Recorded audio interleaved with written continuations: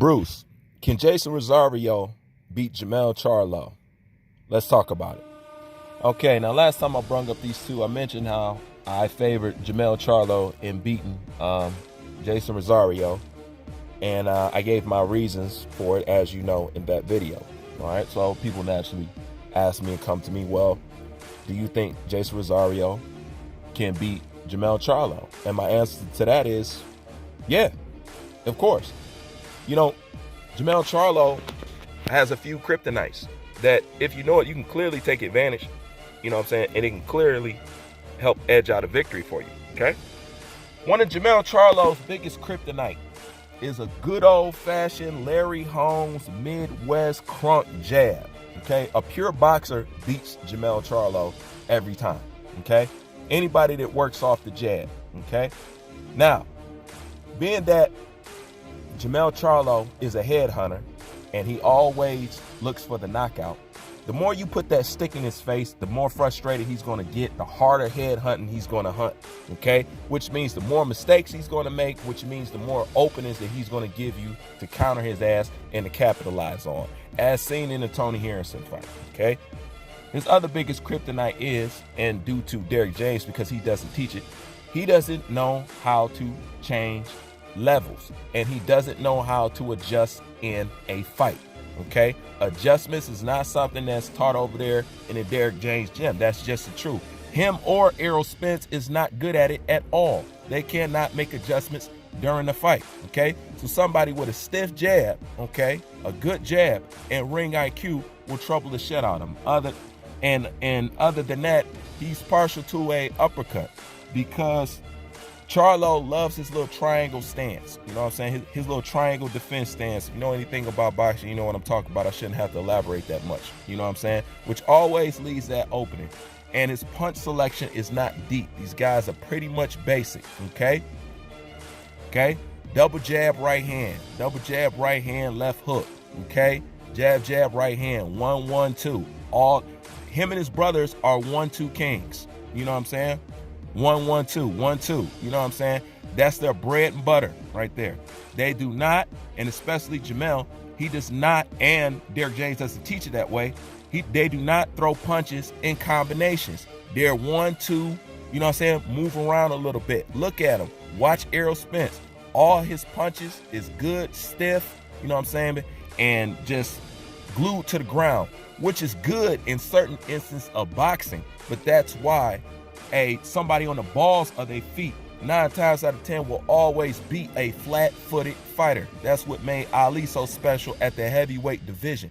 He wasn't somebody that was stuck in a quicksand. He was the big guy that float like a butterfly and stung like a bee. That's what made him so, you know what I'm saying, special. That was one of the deadliest things. One of the most deadliest things in boxing is a big guy that can move. You know what I'm saying? But moving on.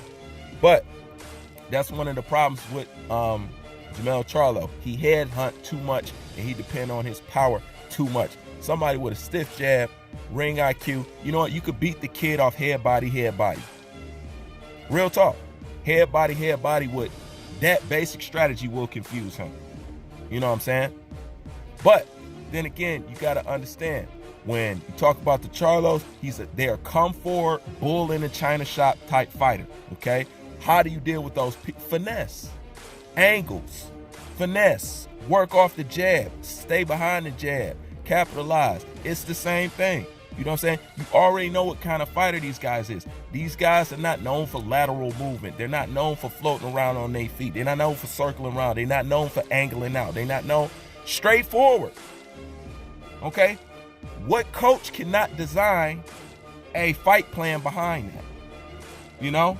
But that's only if you know. But people say you'll say that, but you still favor Charlo. Yes, I do, because there's some habits that fighters just can't shake. You know what I'm saying?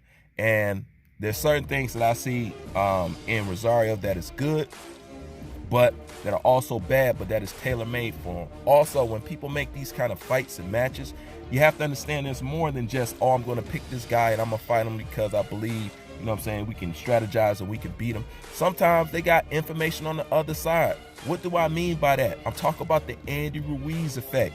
You know what I'm saying? The effect of winning a belt and getting lazy, you know? when these fighters come from places like Puerto Rico, Cuba, and Brazil, and they come over here and they just get a little taste of average American life, they get lazy. You know what I'm saying? It's the truth. It happens all the time, you know? And that's even with people that stay here. You see what happened to Andy Ruiz, okay?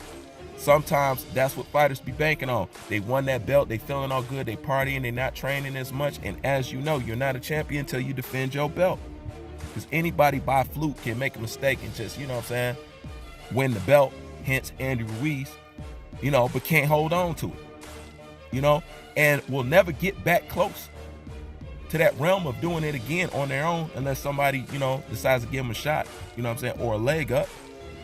But that's one of the things that could be going on with Rosario. Is he still hungry like that? Was that like his pinnacle? Did he relax after that too much? You know what I'm saying? So some of that could be, you know what I'm saying, going on, you know, being a first-time champion. You know, Charlo's been champion for a minute, so he's more conditioned to it. But how's Rosario going to take to it? How has he been taking to it? That could also play a factor in what's going on. But nonetheless, I'm still going to go with Charlo because I just see it, you know. If it's a surprise, if it's a surprise upset or something like that, this is the good thing about this, and this is why I praise fighters when they do shit like this, regardless if I ragged on their ass in the end. There's no shame in losing to a fighter like Rosario. You see? That's why it's not so bad to take an L. It's who you take an L to. You know what I'm saying? It's not bad to lose to Rosario. It's not. Okay? Now, if Charlo would have lost to Lubinson, then that would have been, okay, all right, dude, you ain't shit. You know what I'm saying? That would have been that. But for Rosario, you know what I'm saying? No, that's not bad. You know what I'm saying? Even though Rosario's new, was on the scene, you can tell he's a game, tough, good-ass opponent. You know what I'm saying? The dude, he can fight. You know what I'm saying? He's not there to lay down, and it's not like a cakewalk. He can get beat, you know?